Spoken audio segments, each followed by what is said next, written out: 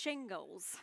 That is probably not the first word you expected me to say in a talk about lions. Well, 10 months ago, I barely knew what shingles was. Until, unfortunately, last December, I developed a very painful condition called shingles. And I was unable to work for a few months. I couldn't do this for 3 months. I couldn't use my laptop, I couldn't drive.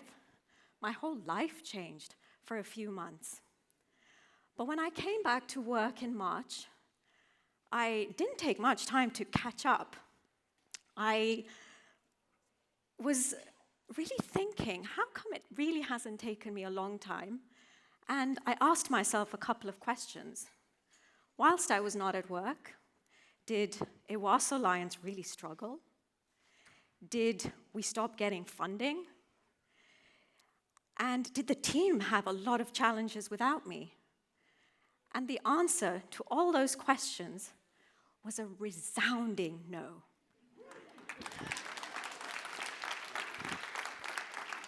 And it got me thinking about this extraordinary Ewaso lion's journey that I have been on. We get our name from this amazing river, the Ewaso River in Samburu, northern Kenya. We work in a spectacular landscape, protected areas and community lands where people, their livestock and wildlife all share the same space. This is a great example of true coexistence. This is how I started. Although now we work in an area of about 2,000 square miles, it was never that big when we began. This was my office, this was my bedroom, this was my kitchen. This is how it all began. And when I started, I was utterly clueless. I didn't know what I was doing. I had no vision. I had no plan. I didn't know when I would do things. I didn't know what I would do. But there was one thing that was so clear to me, and that was why I was there. I learned that lions are in huge trouble. In Africa, only about 20,000 lions remain. And in my country, Kenya, only about 2,000 lions. And that felt like such a huge problem for me as a Kenyan. And that's what drove me forward. I felt it was my duty, my responsibility to secure a future for lions in northern Kenya. This is how it began. From my little car, we set up this little camp for 3 weeks and stayed 7 years. I upgraded my office, and then my life changed when I met these 3 amazing gentlemen, Jeremiah, Francis, and right there in the middle, a familiar face to many of you, 19-year-old Generia. And it was through discussions with them that our vision became clear of what we at Ewaso Lions would do. Our mission is to promote coexistence between lions and people. And it was through this small team, that's how it all came together. It was also through their eyes that I began to understand the Samburu communities and just how important their livestock is. This is their livelihood. It is who they are. I also understood just how connected they are to their land and how important their culture is and how embedded it is in every single thing they do. But the challenges are huge, and this is really what the land looks like most of the time. It's bare, it's degraded, there's no grass. We go through huge droughts. This is a big problem for livestock and communities, and a huge problem for the wild herbivores that lions depend on to survive. And when they struggle to find food, they target livestock. Understandably, this causes a lot of anger and resentment amongst the local communities. They will often go out and shoot the lions in retaliation. This was the first threat we addressed back in 2007. And the way we addressed it was through Generia's brainchild. He said, I'm going to bring on my age group, the young warriors, to stop the killing of lions. And over the last 15 years, they have stopped lions from being killed hundreds of times. But how did we address this issue of habitat? How did we address the issue of the poor land and the degradation? Well, that's when this very special group of women came along, the Mama Simba. And I had two women, Mintelli and Parasoy, coming up to me almost weekly in our old camp. Shivani, why are you only working with men? You're a woman. And they had a really good point. And I said, I know. And they said, we want to be involved in conservation, and we can do way more than the warriors do. And they said to me, wildlife belongs to us culturally. As the Samburu women, wildlife belongs to us. We want to be involved. And so they started their own program, Mama Simba, which means Mother of Lions. And it was their vision to protect lion habitat. They do this through a number of ways. They plant grass in grass enclosures, they harvest them, they dig bunds to trap water. They're now managing over 10 acres. Just look at the difference of their grass enclosures inside and outside. There's a number of organizations working on this to really help the land recover. We also have a huge problem with an invasive species. Here in the US, it's known as mesquite. In Kenya, it's mathenge. And the Mama Simbas are out there uprooting mathenge all the time and restoring them with the indigenous toothbrush tree, which is such an important tree for lion habitat and for communities. Just in the last 3 months, our mamas have removed over 1,000 mathenge trees. This is hard work, and they are not stopping until they really clear out all the invasive trees in that area. Last week, I was with our Mama Simbas, and I was having a conversation with them about how the land has changed and what it was like for them as children. And they said, yeah, the land has changed. The river dries up all the time. But it's because we broke the river's rules. And I had never heard this before. They said the Ewaso River has rules, and we have broken them. Now the river dries up, now there's flooding, the trees and the grass, everything's washed away. And it's so important for us to help and now dig water holes for livestock, dig water holes for wildlife at night. And that is a huge activity the Mama Simba are involved in. The program is not managed by me. It is managed by this amazing lady, Mintelli. She's our Mama Simba manager. And I got to know Mintelli when she was 21 years old. And she tells me off a lot. She came to me 10 years ago and said, why am I not able to drive? Shivani, if you can drive, what's stopping me? And I said, let's go for it, Mintelli. She said, I want to drive. Just because I've not been to school doesn't mean I can't do this. And Mintelli, 10 years ago, went to driving school. She got her driving license. We gave her a little Suzuki, like my first car. The Mama Simba have this amazing song. And if I close my eyes, I can just keep hearing it in my mind. It's a song so familiar to me. But 5 years ago, the song changed. And my Samburu is still not good enough. But I knew something was different in this song. There was a new sentence, and I recognized my name in there. So I went to Mintelli and I said, what have you changed in the Mama Simba song? She said, yeah, we have. She's very cheeky, Mintelli. She's got an amazing cheeky grin. She said, the new sentence is, Shivani, our car is too small. We need a bigger one.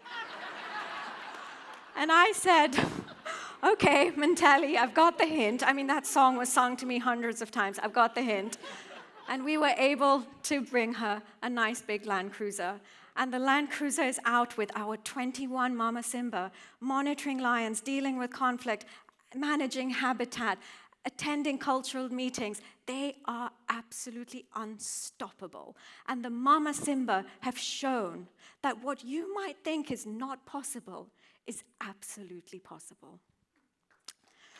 This is our amazing Ewaso Lions team. We are truly a community-led conservation project.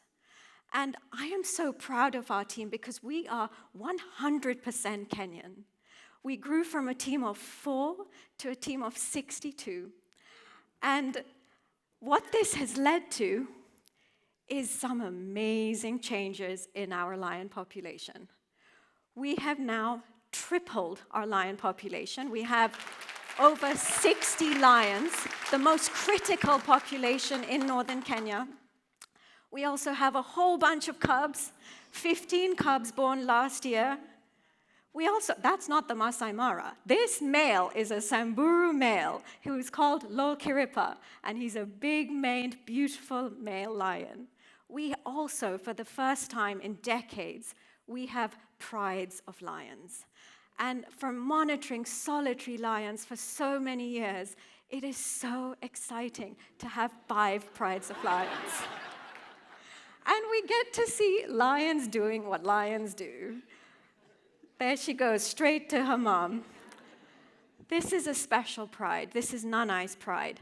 Nanai was Samburu's most famous lion, and unfortunately, Nanai died 2 years ago. But this is her legacy. She's got beautiful female cubs, and they have 7 cubs who are all thriving in this region. Just seeing this gives us so much hope. But this is not the time to slow down. We have looming threats and changes on the horizon. Infrastructures cutting across key wildlife corridors and livestock routes. We have a massive influx of camels coming into the region. Camels are better resistant to the droughts, but the poor husbandry has led to huge rises in camel-lion conflict, taking away and threatening decades of work that Generia and the team have done. But I have no doubts about one thing. Our team is so strong. They are so courageous, and they have mountains of resilience. And I know that whatever new threats come our way, we will go out and tackle them. And I really look forward to a future of that. I look forward to a future where my stubborn optimism continues.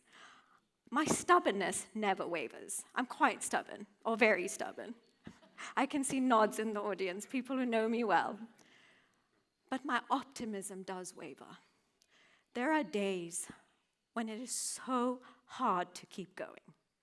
Our work is so challenging on so many levels. We go through months where things are just thrown at us back to back, and it's hard to remain positive. Last week, I was driving home from a very difficult meeting, and I actually had Colleen on my phone, Colleen from the Nyasa project, and she was nudging me along, just keeping me positive. She is the one person who has taught me so much about strength and resilience. There is no one like Colleen. And as I was nudged along to get home, she said, "You can get there, Shivani. I know you've been through a tough day." Well, on my way home, I saw this, a pile of sleeping lions. And this was Nanai's pride. Normally, when I bump into lions, I grab my camera, I grab my binoculars, but this time, my reaction was, and I just started crying. All the emotions of the last few months and what we had been through as a team came out. After a lot of crying, I settled down and I had a big smile on my face because this is why we do what we do. This is why we go through all the challenges. And those low moments disappeared. And I really look forward to a future where I continue to see prides of sleeping lions under an acacia tree. As I reflected early this year on that period when I was unable to work, and just seeing how far Ewaso Lions has come, we have built something truly extraordinary. I am so proud of our team and our project.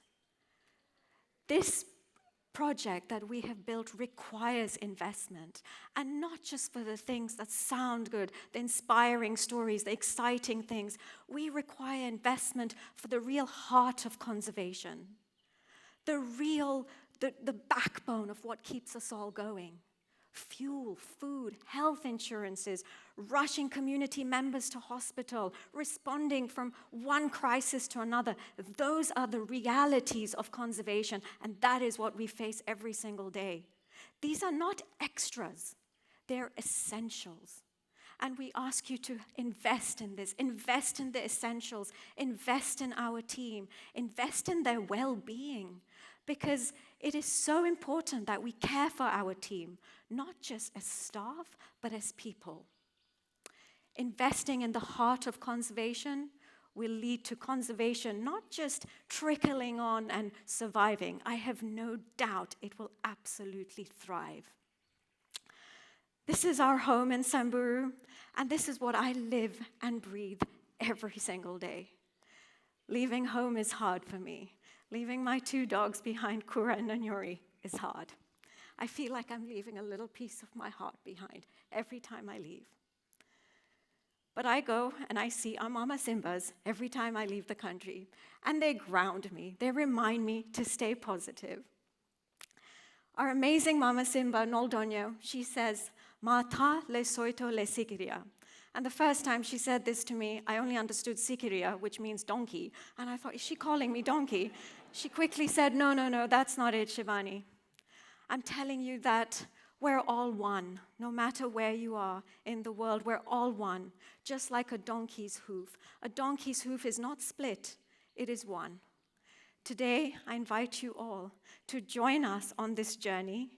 So many of you have supported us for years. You have been with us through the highs and lows. You have been with us through all the challenges. The fact that I'm going home with a bag full of dog treats and chocolates, and not just any old dog treats and chocolates, Kura's favorite dog treats, Nanyori's favorite, my favorite chocolates. That shows how much you know us. And those of you who are new to Ewaso Alliance, I invite you to join us on this journey and be one with us, just like the donkey's hoof. Thank you so much.